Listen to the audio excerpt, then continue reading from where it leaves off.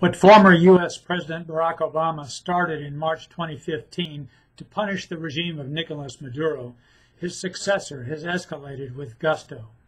Citing human rights and other abuses in Venezuela, Obama declared a national emergency and blocked access to assets in the United States of 7 Venezuelans.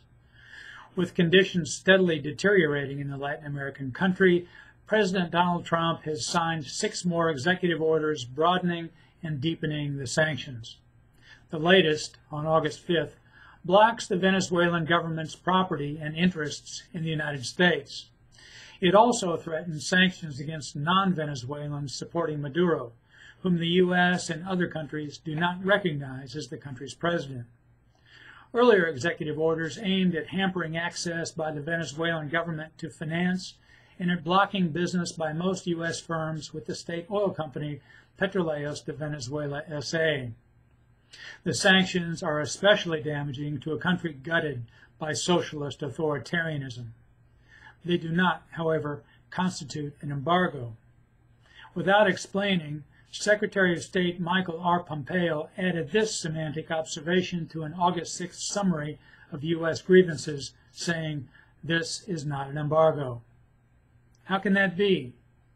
Daniel Pilarski, a New York partner in the international law firm Watson, Farley & Williams, offered an explanation in an August 8th analysis.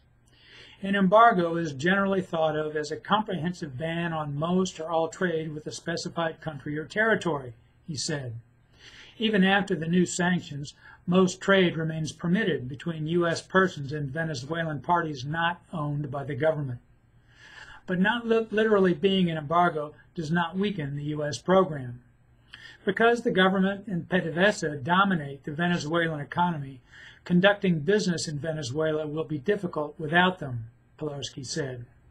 Even if the sanctions technically are not an embargo, they succeed in shutting down much trade with Venezuela, which has a similar economic effect to an embargo, he said.